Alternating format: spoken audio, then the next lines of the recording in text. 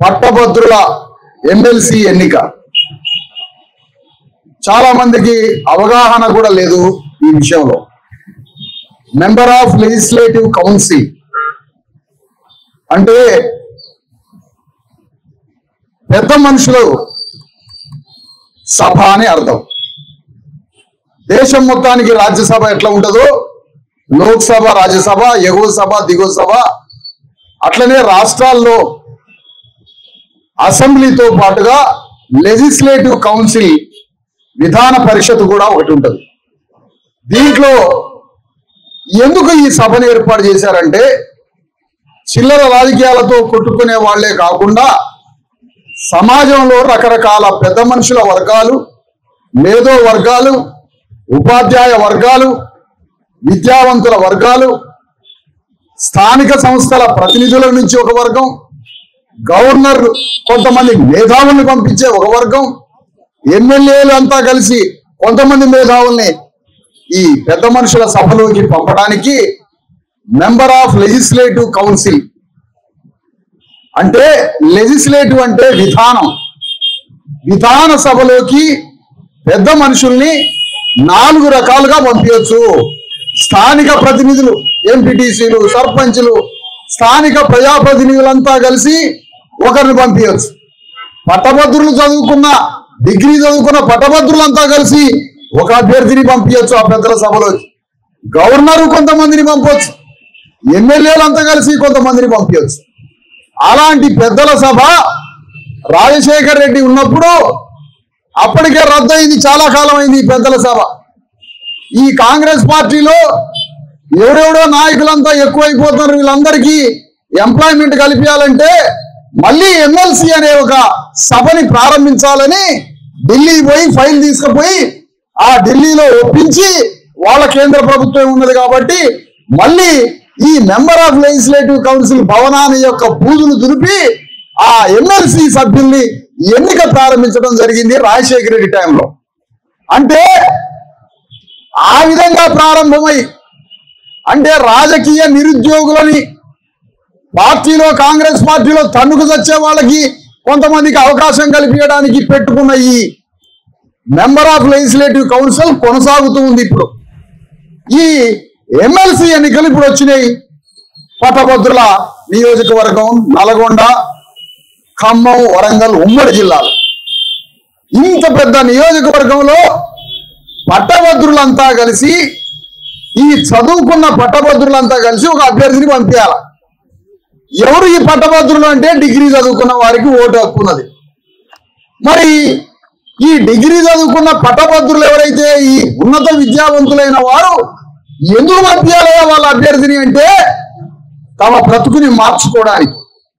చదువుకున్న లోకం, పట్టభద్రుల లోకం డిగ్రీలు చదువుకొని ఉపాధి లేక విద్యారంగ సమస్యల్ని మాట్లాడుకోవడానికి, విద్యారంగ సమస్యల్ని పరిష్కరించడానికి చదువుకున్న పట్టభద్రులు తమ పట్టభద్రులకి ఉపాధి, సమాజంలో పట్టభద్రుల యొక్క జీవితాన్ని మార్చుకోవడానికి, పట్టభద్రుల యొక్క సమస్యని పరిష్కరించుకోవడానికి, పట్టభద్రుల యొక్క నిరుద్యోగ సమస్యని పరిష్కరించుకోవడానికి, పట్టభద్రులు తమ బ్రతుకుని మార్చుకోవడానికి లక్షలాది మంది పట్టభద్రులంతా కలిసి ఒక అభ్యర్థిని విధాన సభలోకి పంపిస్తే అతను రాజకీయంగా ప్రభుత్వం మీద యుద్ధం చేసి ప్రభుత్వంతో మాట్లాడి ఈ లక్షలాది మంది పట్టభద్రుల యొక్క జీవితాన్ని మార్చడానికి పట్టభద్రులే ఒక అభ్యర్థిని అసెంబ్లీలోకి విధాన సభలోకి పంపడానికి ఎన్నిక వచ్చింది. కానీ ఈ ఎన్నికలల్లా ఏమైనా ఆగుతురాయి వలమదొరలు, రెడ్డి దొరలు అంటే ఆగరు. వీళ్ళకి బజారు కమిటీలు, అపార్ట్మెంట్ కమిటీలు, కాలనీ కమిటీలు కూడా వదిలిపెట్టరు. వీళ్ళు కౌన్సిలర్లు వదిలిపెట్టారు. వార్డు కౌన్సిలర్ కావాలి, మెంబర్ ఆఫ్ లెజిస్లేటివ్ కౌన్సిల్ కావాలి వీళ్ళకి. అంటే దేశంలో ఉన్న ప్రతి రాజకీయంలోకి అడుగు పెడతారు. అట్లా అడుగుపెట్టి ఎన్నికై మనందరి ఓట్లని దోచుకొని వాళ్ళు రాజకీయాలు చేయడానికి ఎమ్మెల్సీలో కూడా దొరకబడ్డారు. ఈ ఎమ్మెల్సీలో కాంగ్రెస్ పార్టీ నుంచి ఒక అభ్యర్థి, బీఆర్ఎస్ నుంచి ఒక అభ్యర్థి, బీజేపీ నుంచి ఒక అభ్యర్థి, ఇట్లా రకరకాల అభ్యర్థులు ఉన్నారు. మరి ఒక బీజేపీ పార్టీ నుంచి ఒక రెడ్డి గారు, బీఆర్ఎస్ పార్టీ నుంచి ఒక రెడ్డి దొర గారు, కాంగ్రెస్ పార్టీ నుంచి అర్జెంట్ గా రెడ్డి కులంలో కలిసిపోవాలని తహతహలాడుతూ ఎప్పుడు రెడ్డి కులంలో కలిసిపోవాలా అని ఒక జూనియర్ రెడ్డి పాల్గొంటాడు ఈ ఎన్నికల్లో కాంగ్రెస్ పార్టీ తరఫు నుంచి. ఈయన పేరు తీన్మార్ మల్లారెడ్డి. ఈ తీన్మార్ మల్లారెడ్డి కాంగ్రెస్ పార్టీ తరఫు నుంచి పోటీ చేస్తున్నాడు. బీఆర్ఎస్ పార్టీ నుంచి ఒక రెడ్డి పోటీ చేస్తున్నాడు. బీజేపీ నుంచి ఒక రెడ్డి పోటీ చేస్తున్నాడు. అంటే దాదాపు 4 లక్షల పైబడినటువంటి పట్టభద్రుల బీసీ ఎస్సీ ఎస్టీలు లక్షలాది మందిగా ఉన్నటువంటి ఈ పట్టభద్రుల ఎన్నికలో మళ్ళీ 2%, 3%, 4% లేని రెడ్లే దీంట్లో పోటీ చేస్తున్నారు. మరి మన తరఫున కూడా ఒక అభ్యర్థి కావాలి కదా ఎన్నికల యుద్ధంలో. రణరంగంలో 90% ఉన్న బీసీ ఎస్సీ ఎస్టీ ప్రజల తరఫున, 90% బీసీ ఎస్సీ ఎస్టీ పట్టభద్రుల తరఫున, మన తరఫున కూడా మాట్లాడి ఆ కౌన్సిల్లో కూర్చొని ఆ రెడ్డి వెలవ భూస్వాముల మీద యుద్ధం చేయడానికి మన తరఫున కూడా ఒక అభ్యర్థి కావాలి. కాబట్టి తెలంగాణ గడ్డ మీద వేలాది సంవత్సరాలుగా పీడనకి, అణిచివేతకి, దోపిడీకి, అవమానాలకి గురైతున్న డిగ్రీ చదువుకున్న బీసీ ఎస్సీ ఎస్టీ పట్టభద్రుల నుంచి మనం కూడా అనగానే కులస్తుడైనటువంటి పీడితులైన పరిగెల దుర్గా ప్రసాద్ని ధర్మ సమాజ్ పార్టీ తరఫు నుంచి భూస్వాముల మీద, రెడ్ల మీద యుద్ధం చేయడానికి ఈ ఎన్నికల రణరంగంలో నిలిపినమని మీ అందరికీ తెలియజేస్తున్నాం. అంటే ఇప్పుడు తెలంగాణలో బీసీ ఎస్సీ ఎస్టీల తరఫున ఒకే ఒక్క రాజకీయ పార్టీ తెలంగాణ గడ్డ మీద ధర్మ సమాజ్ పార్టీ నిలబడింది. ఆ విషయం మీరందరూ గుర్తుపెట్టుకోవాలి. ఆ ధర్మ సమాజ్ పార్టీ తరఫున బీసీ ఎస్సీ ఎస్టీల గళాన్ని వినిపించడానికి, బీసీ ఎస్సీ ఎస్టీ పట్టభద్రుల యొక్క స్వరాన్ని, గళాన్ని, మన ప్రజల యొక్క బ్రతుకుని, మన బాధల్ని, మన కష్టాలని ఒక డిగ్రీ చదువుకోవడానికి, ఒక సాగలోళ్ళ అబ్బాయి డిగ్రీ చదువుకోవాలంటే ఎన్ని కష్టాలు పడి డిగ్రీ చదువుకుంటాడో అది మాకే తెలుసు.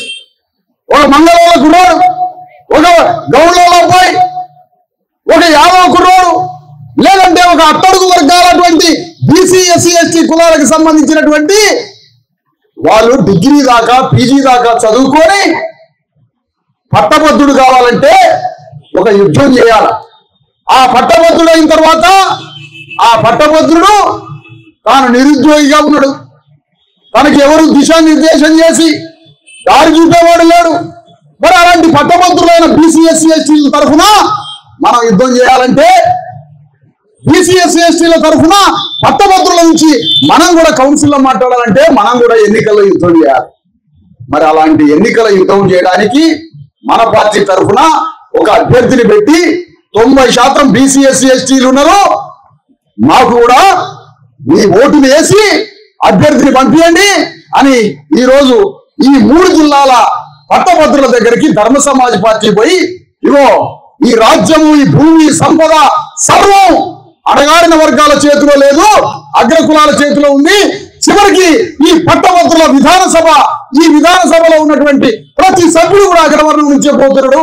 ఇక్కడ మన అభ్యర్థిని నిలబెట్టామని సమాజం ముందు పోయి ఓటు అడుగుతుంది ఈరోజు ధర్మ సమాజ్ పార్టీ. మరి ఈ పట్టభద్రుల యొక్క బ్రతుకుని మార్చాలంటే ఏ వర్గం పోవాలి, ఏ వర్గం ఎత్తి పోవాలి అసెంబ్లీలో? ఎవరికి వేయాల ఓటు?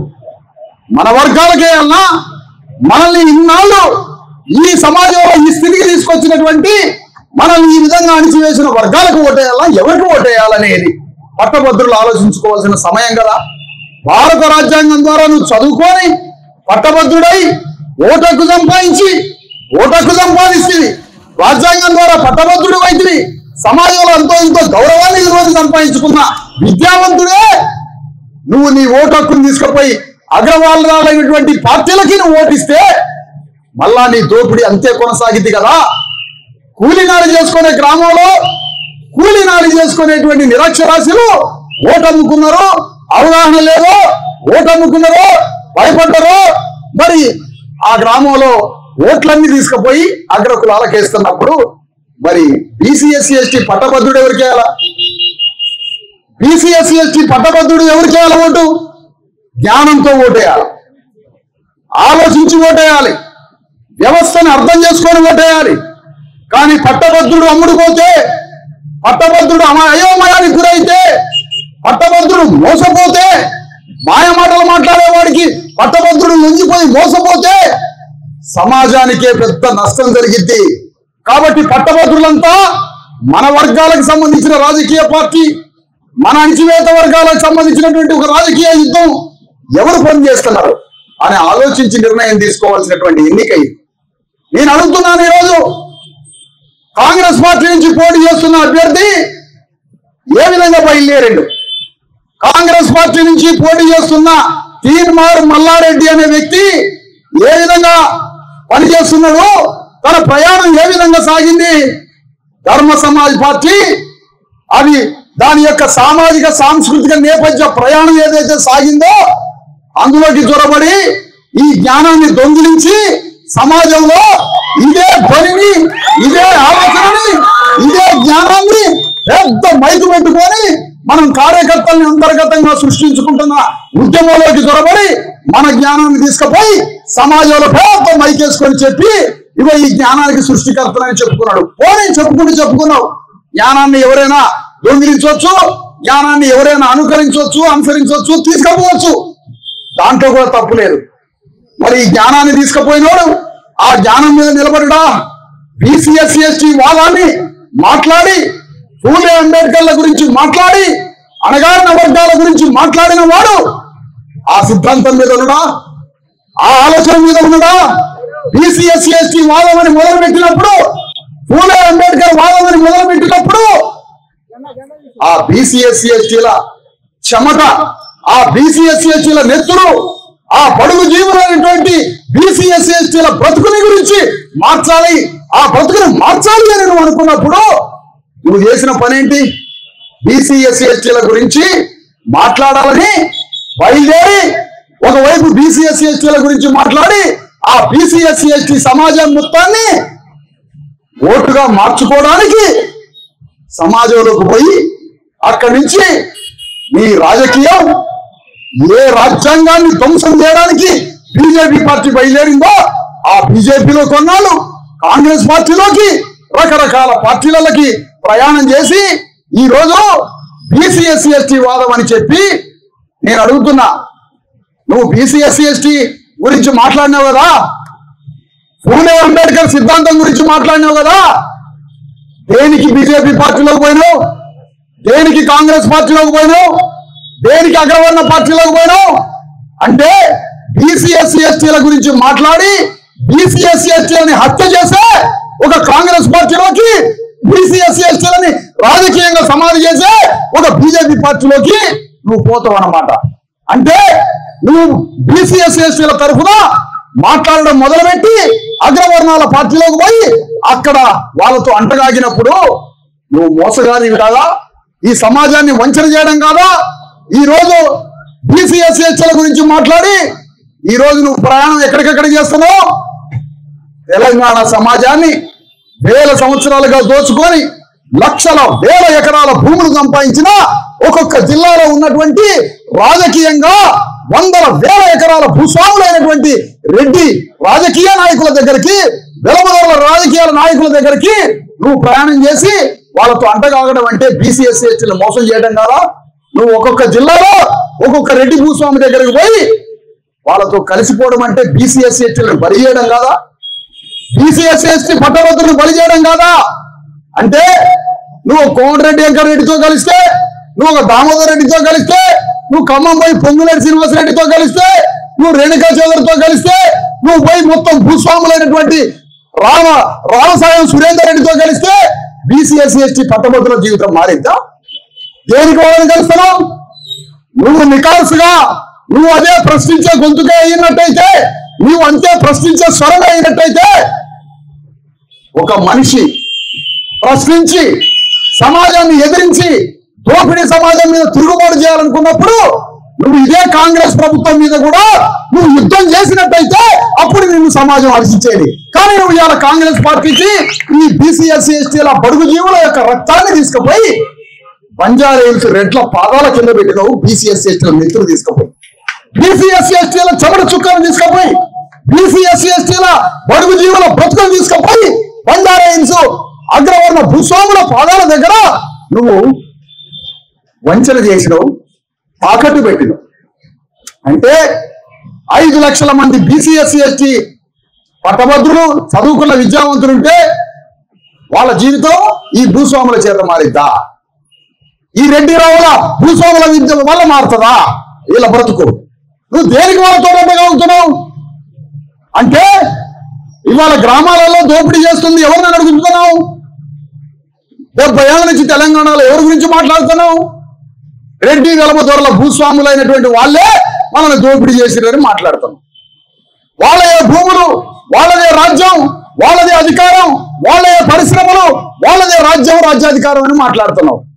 మరి ఇవాళ కాంగ్రెస్ తరఫున పోటీ చేసి మరి కాంగ్రెస్ పార్టీ తరఫు నుంచి ఈ బడుగులందరి ఓట్లని తీసుకుపోయి అగ్రవర్ణాల దగ్గర తాకట్టు పెట్టి వాళ్ళ దగ్గర అంటగాగినప్పుడు నువ్వు పట్టభద్రులకు ఏ విధంగా మేలు చేస్తావు? ఎట్లా మేలు చేస్తాను?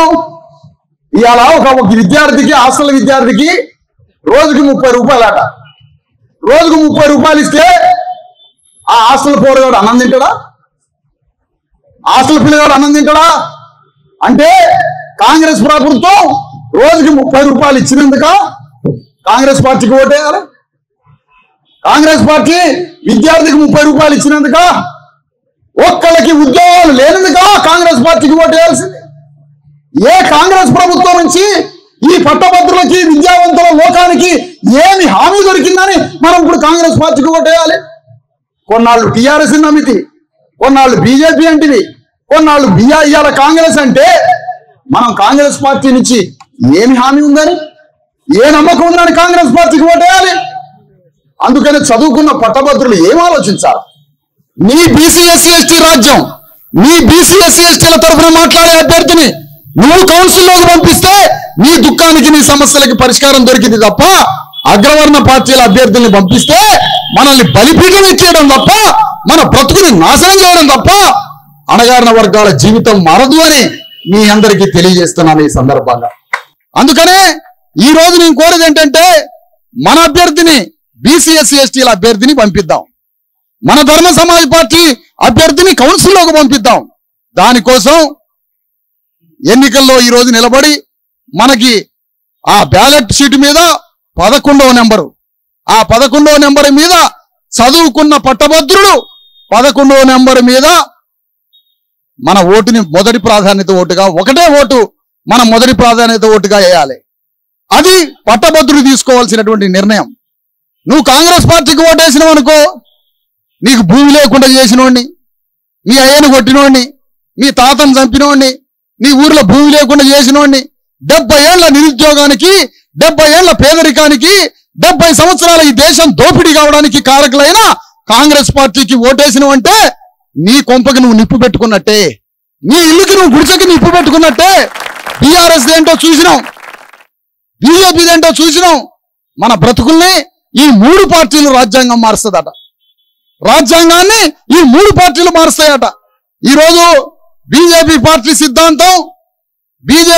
సిద్ధాంతం రాజ్యాంగాన్ని మార్చడం, బీజేపీ పార్టీ యొక్క సిద్ధాంతం రాజ్యాంగాన్ని మార్చడం, అది సనాతన ధర్మం.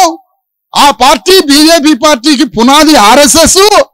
ఆ ఆర్ఎస్ఎస్ పునాది యొక్క అర్థం సనాతన ధర్మం. ఆర్ఎస్ఎస్ అజెండా రాజ్యాంగాన్ని మార్చడమే, ఆర్ఎస్ఎస్ అజెండా రాజ్యాంగాన్ని మార్చడమే. కాబట్టి బీజేపీకి పునాదైన ఆర్ఎస్ఎస్ ఉన్నది కాబట్టి బీజేపీకి ఓటేస్తే రాజ్యాంగం మారుస్తారు అని రేవంత్ రెడ్డి అంటాడు. నేను అడుగుతున్న రేవంత్ రెడ్డిని ఈ సందర్భంగా, అయ్యా 7 సంవత్సరాల క్రితం ఆర్ఎస్ఎస్ జాతీయ మహాసభలు పెట్టింది నాగపూర్లో. ఆర్ఎస్ఎస్, భారత రాజ్యాంగాన్ని మార్చే ఆర్ఎస్ఎస్ జాతీయ మహాసభలు నాగపూర్లో పెట్టి ముఖ్య అతిథిని ఎవరిని పిలిచిందో తెలుసా? కాంగ్రెస్ పార్టీ నుంచి జాతీయ అధ్యక్షుడైన ప్రణబ్ ముఖర్జీని పిలిచింది ఆర్ఎస్ఎస్ మీటింగ్ కి. దీనికి సమాధానం చెప్తాడా రేవంత్ రెడ్డి? రేవంత్ రెడ్డి దీనికి సమాధానం చెప్తాడా? ఇందిరాగాంధీ ప్రభుత్వానికి ఆర్ఎస్ఎస్ 3 సార్లు మద్దతు ఇచ్చింది. దీనికి సమాధానం చెప్తాడా? అందుకనే మేమేమంటున్నామంటే, BRS party, Congress party, BJP party 3 పార్టీలు రాజ్యాంగాన్ని మార్చడానికే ప్రయత్నిస్తున్నాయి. రాజ్యాంగాన్ని బతికించేటోడు ఒక్కడు కాదు ఈ 3 పార్టీలు. కానీ ధర్మ సమాజ్ పార్టీ పుట్టింది భారత రాజ్యాంగ పుస్తకంలో నుంచి పుట్టింది ధర్మ సమాజ్ పార్టీ. అందుకనే మనం ఏమంటామంటే రాజ్యాంగాన్ని రక్షించే అభ్యర్థిని పంపిస్తారా కౌన్సిల్లోకి? రాజ్యాంగాన్ని కాలబెట్టి రాజ్యాంగాన్ని నాశనం చేయాలనుకుంటున్నా కాంగ్రెస్, బీజేపీ, బీఆర్ఎస్ పార్టీల అభ్యర్థులను పంపిస్తారా కౌన్సిల్లోకి అని అడుగుతున్నా. అందుకనే ఈ రోజు కాంగ్రెస్ పార్టీకి భలే అభ్యర్థి దొరికిండాయా అంటే కాంగ్రెస్ పార్టీ బతుకేంటో, కాంగ్రెస్ పార్టీ యొక్క అలసలు గుణమేంటో, దాని రూపురేఖలేంటో మాకు పెద్దగా కనపడలే. ఈ మధ్య నువ్వు సెలెక్ట్ చేసిన అభ్యర్థి వల్ల కాంగ్రెస్ పార్టీ ఏంటో అర్థమైపోయింది మాకు ఇవాళ.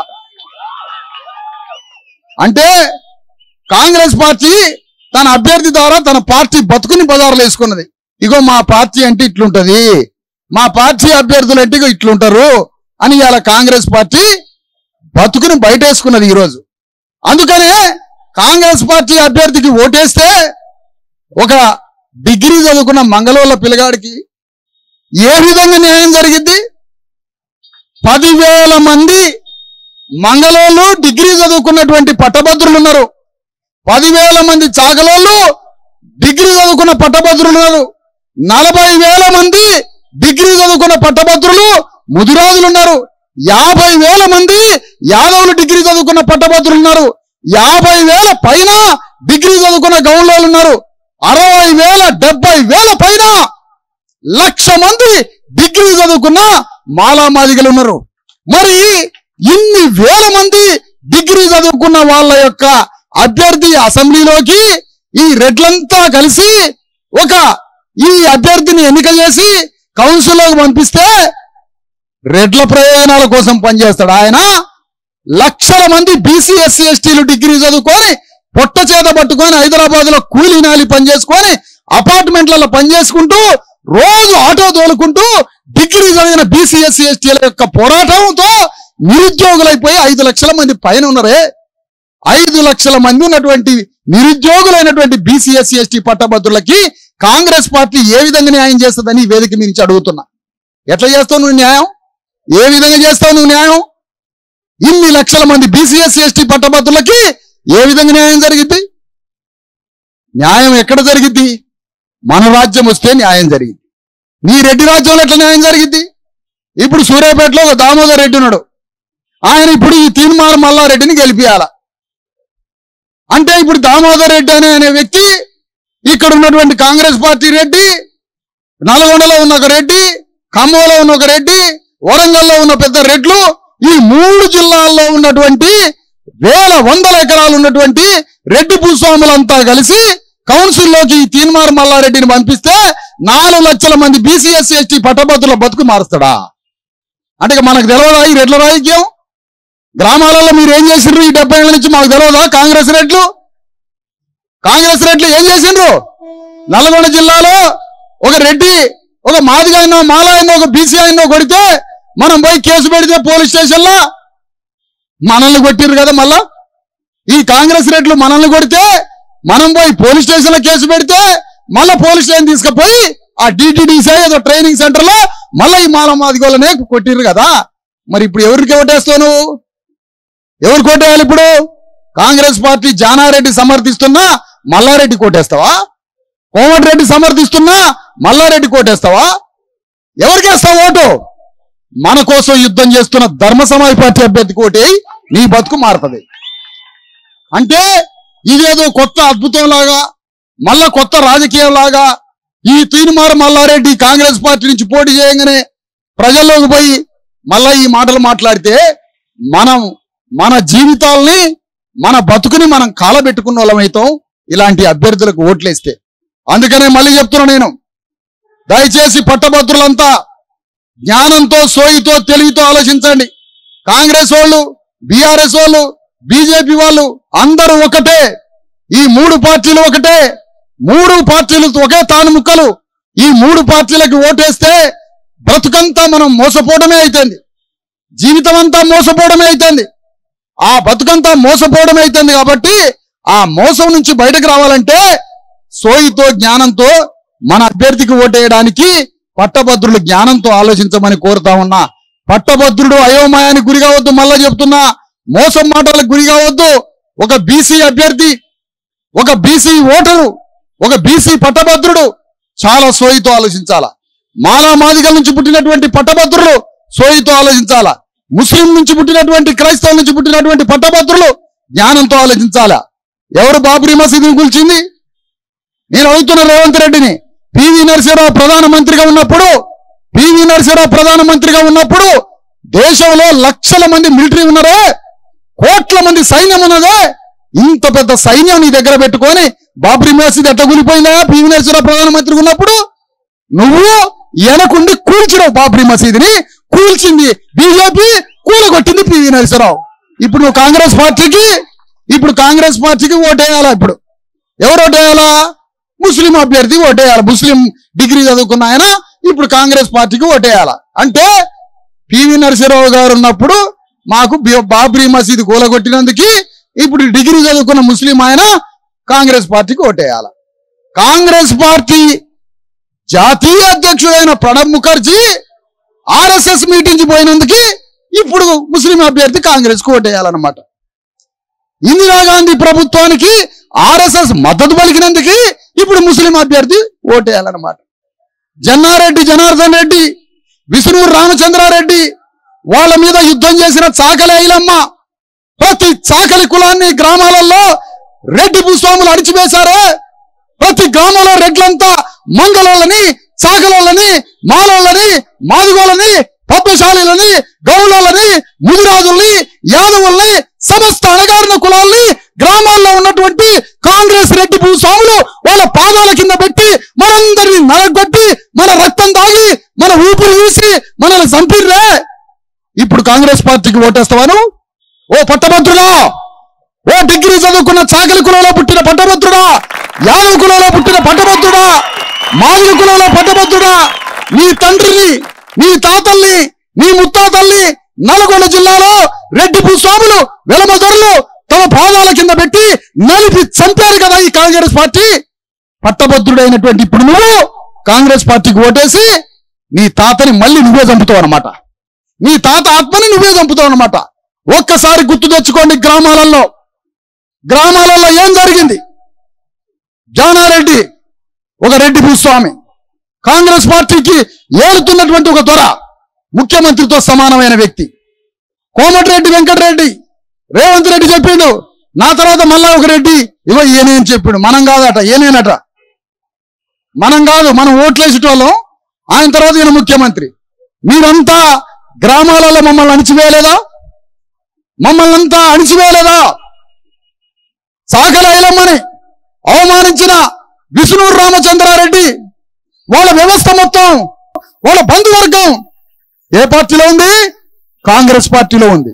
ఇప్పుడు చాకలి ఐలమ్మని రోజు ఆరాధించేటువంటి చాకలి డిగ్రీ చదువుకున్న పట్టభద్రులు చాకలి ఐలమ్మని, చాకలి కులాన్ని కాంగ్రెస్ రెడ్లు అణిచివేశారు కదా.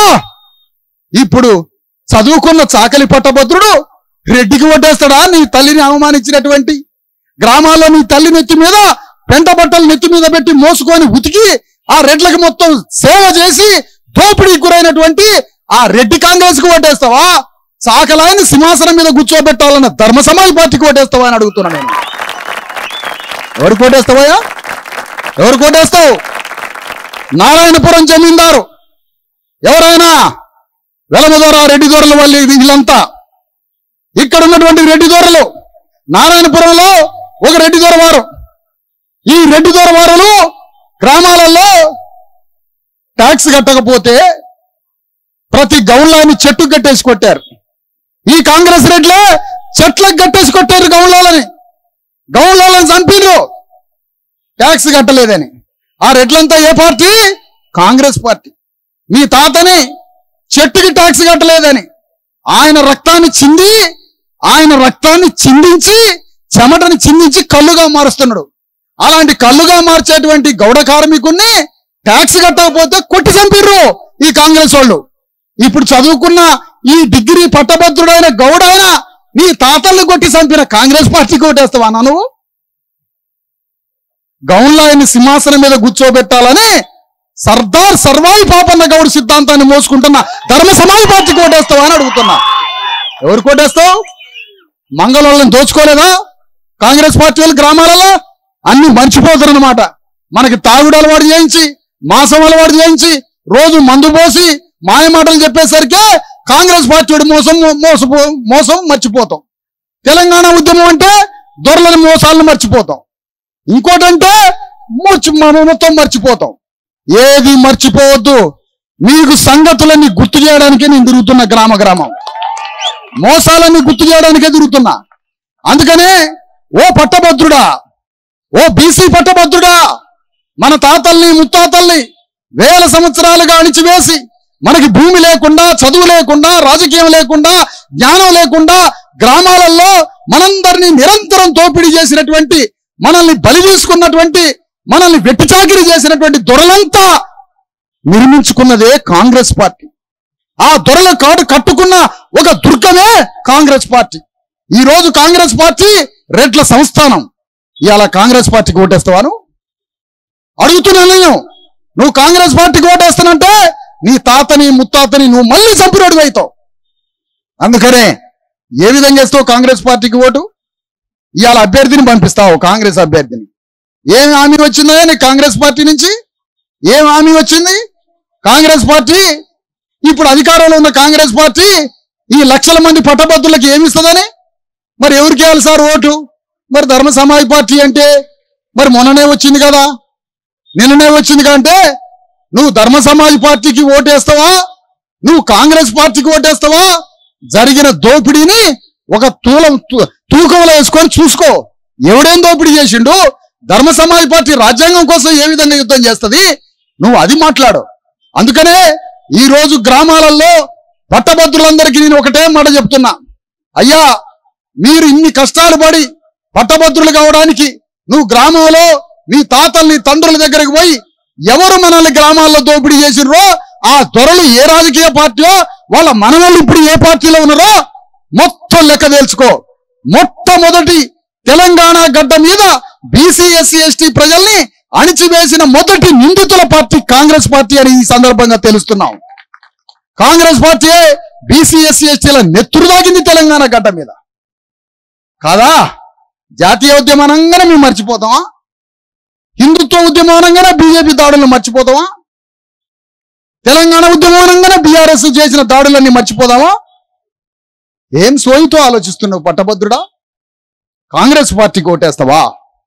అందుకని నేను అంటున్నా, కాంగ్రెస్ పార్టీకి ఓటేసే పట్టభద్రులంతా మీ తాతల ముత్తాతల యొక్క చరిత్రను తెలుసుకొని మనకి ఈ విధంగా ఈ రోజు ప్రభుత్వంతో సహా వేల సంవత్సరాలుగా దోపిడీ చేసిన దొరలంతా నిర్మించుకున్నదే కాంగ్రెస్ పార్టీ.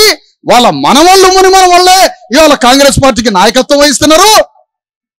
ఆ కాంగ్రెస్ పార్టీకి నాయకత్వం వహిస్తున్నటువంటి ఆ పార్టీయే మనల్ని ఈ స్థితికి తీసుకొచ్చింది. కాబట్టి పొరపాటున కాంగ్రెస్ పార్టీకి, బీఆర్ఎస్ కి, బీజేపీకి ఓటేయకుండా ధర్మ సమాజ్ పార్టీకి ఓటేయండి. ఆ అభ్యర్థిని మీరు గెలిపించాలని కోరుతా ఉన్నాను నేను ఈ సందర్భంగా. అందుకని ఈ రోజు పార్టీ పోటీ చేస్తుంది ధర్మ సమాజ్ పార్టీ. ఒక్క పైసా లేదు మా దగ్గర, ఎన్నికల్లో పోటీ చేస్తున్నాం. అందుకనే యుద్ధం చేయడానికి మనిషికి కావాల్సింది రోషం, పైసలు కాదు. రోషం పుట్టగా కావాల.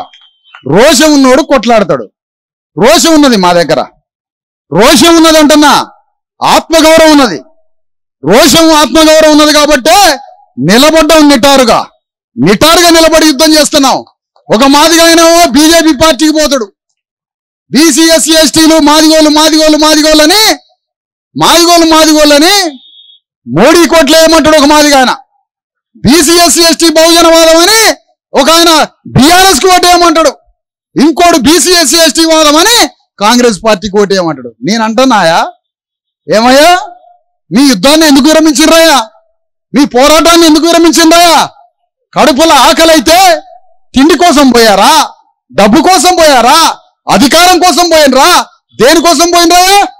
రోష పుటక, యుద్ధము, వీరత్వము, అంబేద్కర్ సిద్ధాంతము, మహనీయుల పోరాటము, నీ తాతలకి, తండ్రులకి, ముత్తాతలకి, నీ బంధువులకి, చుట్టాలకి జరిగినటువంటి దాడులు గుర్తొస్తే నువ్వు ఏ విధంగా పోయినావు? ఆ అగ్రవర్ణ పార్టీలకి నీ తాతల్ని, తండ్రుల్ని చంపి హత్య చేసి, భూస్థాపితం చేసి, నీ ప్రాణమానాలు తీసి, అంబేద్కర్ని అవమానించి, పార్లమెంటులో దేశంలో అంబేద్కర్ని అవమానించి, రాజ్యాంగాన్ని అవమానించిన పార్టీలోకి, 3 పార్టీలోకి ఎందుకు పోయిర్రా మీరు? ఏం పోకపోతే వచ్చిందేంటి? ఈ తీన్మార్ మల్లారెడ్డి అనేవాడు ఎందుకు పోయింది కాంగ్రెస్ పార్టీలోకి? ఒక్కడల్లా నిలదీస్తాడా? సమాజంలో ఒక్కడల్లా గల్లాబట్టి అడుగుతున్నాడా? నీ యుద్ధం మీద, నీ పోరాటం మీద, నీ ప్రశ్నించే దుకాణం మీద కాంగ్రెస్ పార్టీని ఎందుకు అడగట్లేరు? కాంగ్రెస్ పార్టీ మీద ఎందుకు పోరాటం చేయట్లే?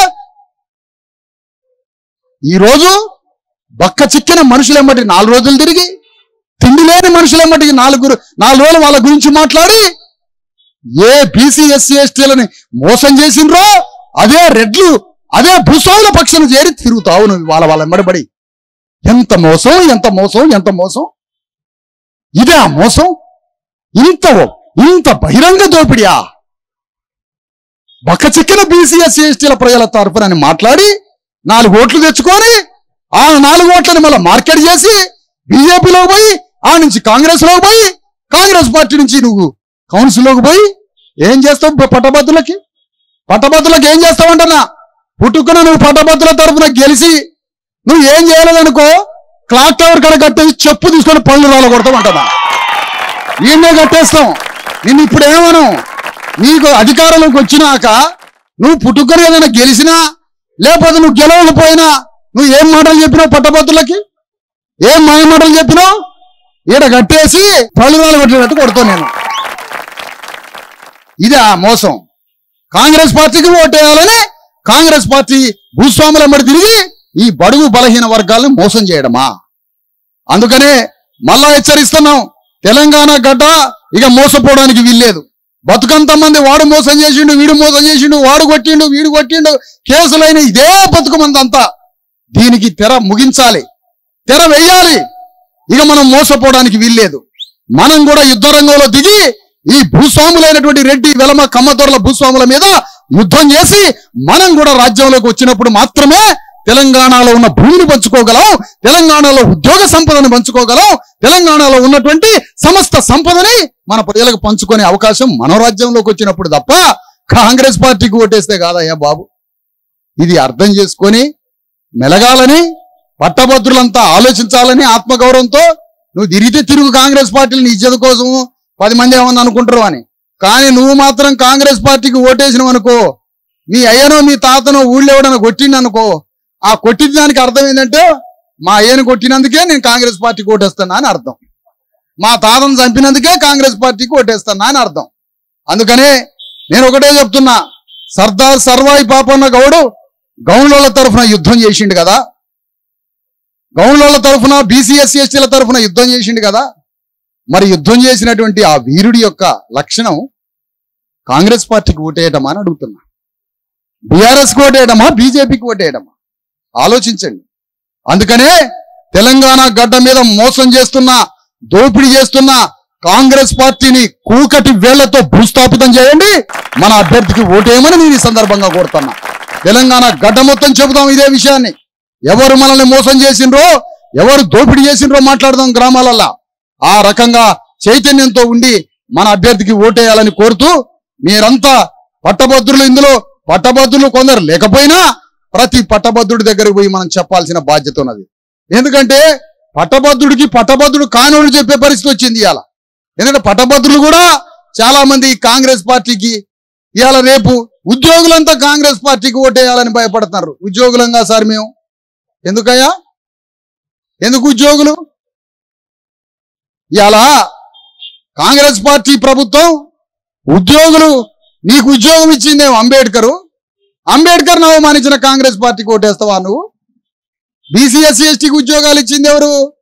భారత రాజ్యాంగం వల్ల నువ్వు చదువుకున్నావు, భారత రాజ్యాంగం వల్ల నీకు ఉద్యోగం వచ్చింది. ఈనాట కాంగ్రెస్ పార్టీకి ఓటేస్తాడట. రాజ్యాంగాన్ని అవమానించి, అంబేద్కర్ని అవమానించి, కాంగ్రెస్ పార్టీ అంబేద్కర్ని ఓడగొట్టి, కాంగ్రెస్ పార్టీ అంబేద్కర్ని రాజ్యాంగం రాయనీయకుండా అడ్డుపడి, అంబేద్కర్కి బతికి ఉన్నంత కాలం కాళ్ళలో కట్టబెట్టిన కాంగ్రెస్ పార్టీ కట, అమ్మో ఇది ప్రభుత్వం మాది కదా, ప్రభుత్వం దగ్గర పనిచేస్తున్నా కదా అని ఉద్యోగస్తుడు ఓటేస్తాడట కాంగ్రెస్ పార్టీకి. నీ అంత మోసగాడు ఎవరైనా ఉండా ఉద్యోగస్తుడు కాంగ్రెస్ పార్టీకి ఓటేస్తే? తిండి పెట్టి అన్నం పెట్టిన రాజ్యాంగం రాసిన అంబేద్కర్ సిద్ధాంతాన్ని మోస్తున్న ధర్మ సమాజ్ పార్టీ అభ్యర్థికి ఓటేస్తావా?